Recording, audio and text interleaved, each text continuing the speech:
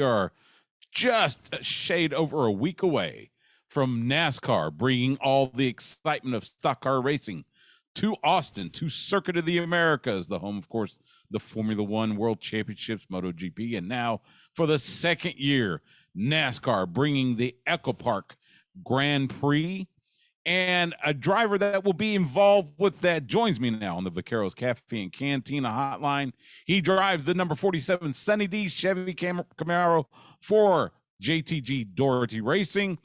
He is the pride of Olive Branch, Mississippi. Ricky Stenhouse Jr. Follow him on Twitter at StenhouseJR. Ricky, how are you, man? I'm good. How are you doing? I'm doing good. Let's talk for a second about your 2022 so far. You started the season at the LA Memorial Coliseum, finished 13th, not too bad. How was it racing in the Coliseum there? Because that's always been, of course, hosted the Olympics. used to be the home for the LA Raiders and USC. So, football, great. Auto racing, how was it though? It was crazy. We didn't really know what to expect. We did some simulator work, before we went. And I felt like once we got there, it actually raced better than I think we all expected. NASCAR did a really good job of, putting the whole track together and, making it a full event. And, I thought it was just going to be more of an event and, we would kind of race around a little bit, but the racing was intense. It was good. And, it was a fun way to kind of kick the season off instead of our, kind of usual, clash at Daytona, which everybody's used to. And, right now it actually worked out really well because we didn't have enough parts and pieces to run Daytona twice. So it all worked out really well. I thought it was a really good way to kick off the season. The fans were super pumped about it. And it was cool to be a part of. Yeah, because there's always talk about short track racing in the Cup Series, but this was really short. I mean, this was definitely not one of those super speedways. This was short track. So, what was the strategy there? Because I caught some of it. I was in Los Angeles for the Super Bowl, and I caught a little bit of it, and it felt like it was just. You were braking about every 3 seconds because you hit straightaway, hit the curve, hit straightaway, hit the curve. I mean, it was up and down so much. Talk about the strategy for racing such a short track there. Yeah, it was. I think, for a lot of guys, it was a big rhythm racetrack as far as, both straightaways were pretty much identical. Your brake zones, the corners, everything was really symmetrical. And so, it was kind of getting in that rhythm of, on the gas for about the same amount of time, braking and all of that. So, like I said, you could pass on it way better than I think any of us expected it, to be. And, I'm sure going back, they'll always, look to, try and make improvements and make it better. But I thought for the first time, it was exceeded everybody's expectations that, we're taking a part in the event. That's for sure. Okay. All right, that's good to know. You've had a kind of an up and down season so far. You placed, 28th in Daytona. I think that was a DNF, but you came back, finished in the top 10 in Fontana, but then Vegas and Phoenix not so well. What is it? What is it that gives you confidence with your car, with your team to see success this season in NASCAR? Yeah, it's a good question. I think, Daytona, we were leading the Daytona 500 with, basically 5 laps to go and got crashed, which was a real bummer. I felt like we had a really good car to, go contend for that win. Obviously, we put ourselves in the right position late in the race. Fontana, it was a kind of a disappointment actually to finish 10th. We were running inside the top 5 at the beginning of the race and, just kind of lost some track position and got off on the balance of our race car. But, I felt like we did a good job working back to get inside the top 10. And then, Vegas, kind of the same thing. We were, I think, 7th or 8th with, 7 laps to go. And, we broke a valve spring in our engine. So we were losing power. And then the caution came out, which really killed us. I think if it would have stayed green, we would have finished, in the top 10 again. But then we were just kind of in the way because we had no power there. And then Phoenix, we just completely missed it.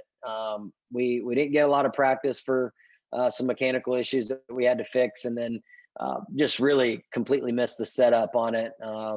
We went back to the simulator this week to kind of see if we could come up with something better. And I think we did. We'll kind of find out when we get to Richmond here in a few weeks, our next short track.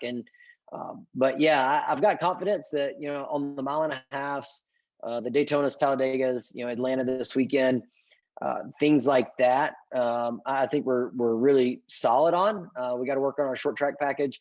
And then, after we come to Circuit of the Americas, we'll kind of see where we stack up on the road courses and what we need to really hone in on. But right now we're honing in on the short tracks.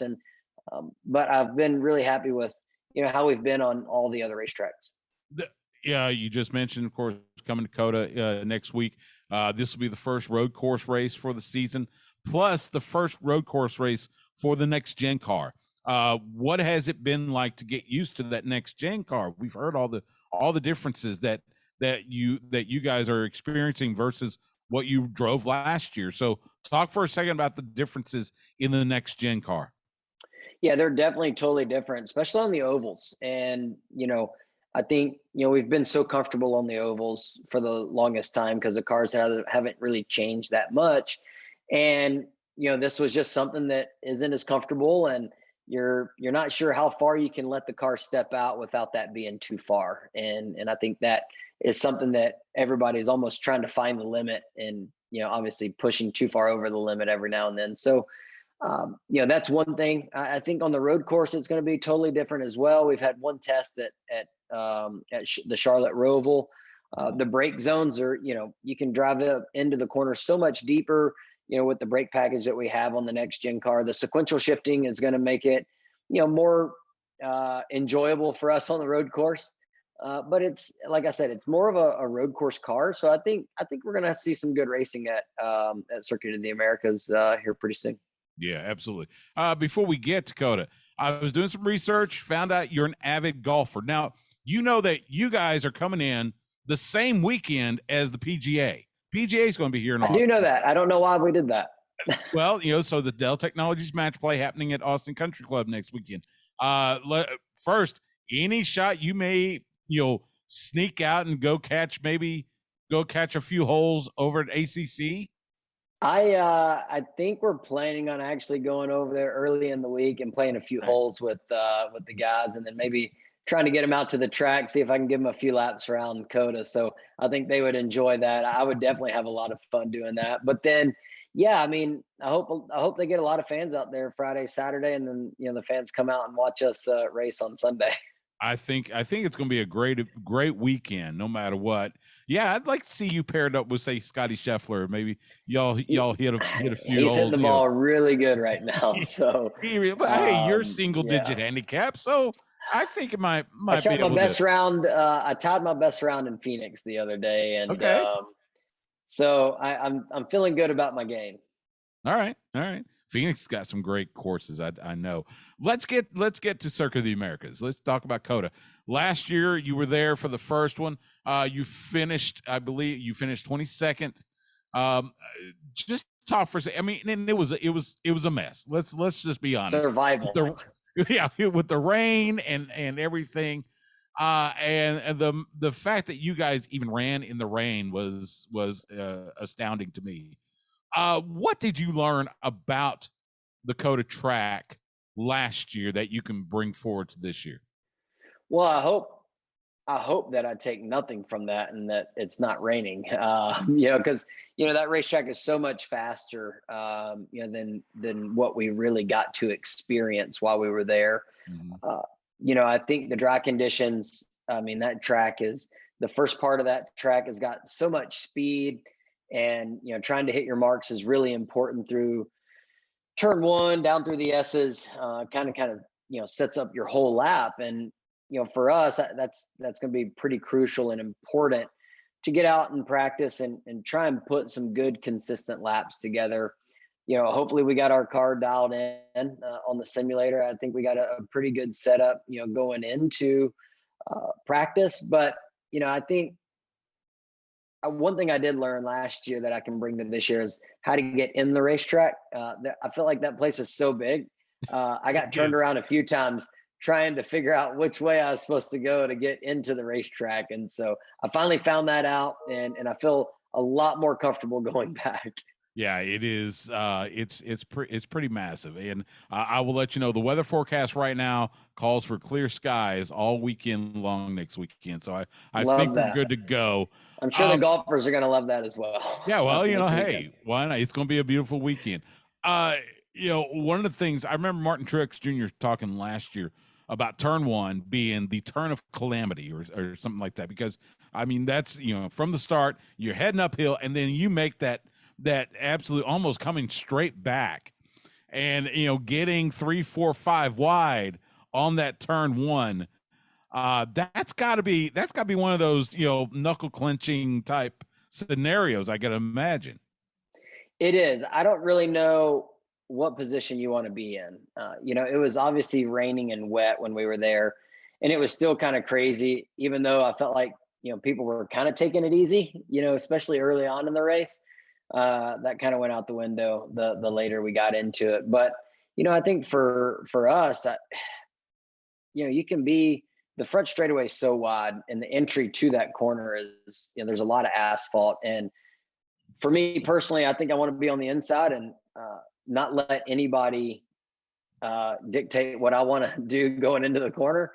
But that's where it all starts, and it is intense. It's cool going uphill in the braking zone. You can drive really far into the corner. I feel like that's one of the places that feel really cool on the racetrack, because we don't have anything like that at any other road courses we go to. So it's fun when you're out there by yourself. It's chaos when you're on a restart and you have everybody with you.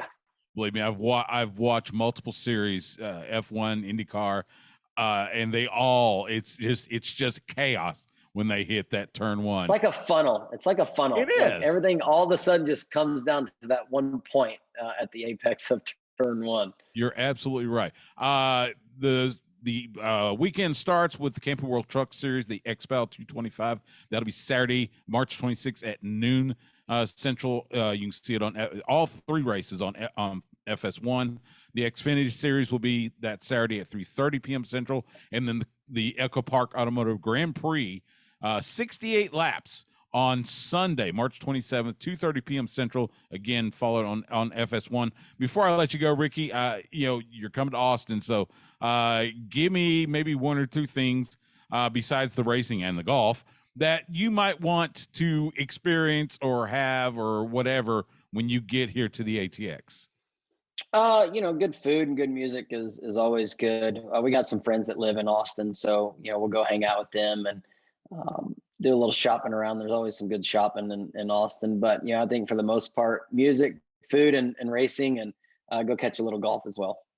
Sounds great. He is Ricky Stenhouse Jr. He drives the number 47 Sunny D Chevrolet Camaro for JTG Doherty Racing. You can catch him next weekend at Circuit of the Americas during the NASCAR Cup Series EchoPark Automotive Grand Prix. Ricky, huge thanks to you for giving me a little bit of your time. All the best to you. Looking forward to seeing you next weekend here in Austin. Yeah, not a problem. Thanks for having us on. Looking forward to getting in town.